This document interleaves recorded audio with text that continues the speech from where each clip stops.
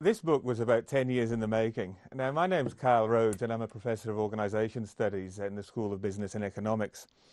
And the idea for the book emerged from a realization that so many of the movies that I went to, the television programs that I was watching, and the music I listened to were all about work, the very same thing that was busy studying as a researcher. Think about a few examples. You might think about Montgomery Burns and the Springfield nuclear power plant in The Simpsons, the Dilbert cartoons, the television programs like The Office or The Wire, and films across their entire history from Charlie Chaplin's Modern Times to this year's Horrible Bosses.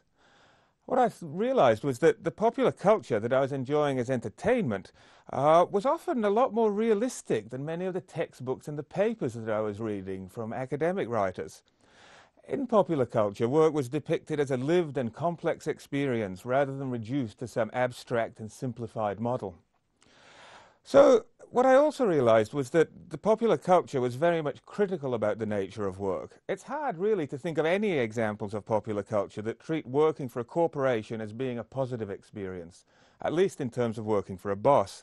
And it's this exploring these kind of things that inspired the book. Now, what the book does is take a range of examples from popular culture and considers what we might learn from them in terms of the meaning of work. Now, the book is called Critical Representations of Work and Organisation in Popular Culture. I wrote it with my colleague and friend Bob Westwood from the University of Technology in Sydney.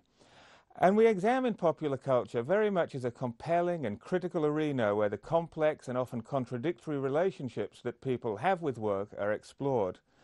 And in terms of example, this spans cartoons like The Simpsons, South Park and Beavis and Butthead, movies like Blade Runner and Glengarry Glen Ross, punk rock, Bruce Springsteen, television programs like Absolutely Fabulous, The Rag Trade, and even that 1970s British classic On the Buses. These examples of culture, we argue, despite being fictional, do a much better job of tuning into the realities of work than do so many books about management. And if there's a moral to the story, it's that if you really want to learn about work and management, don't head off to the management section of your bookstore. Better to turn on the TV or radio, go to the movies, or maybe even read a novel.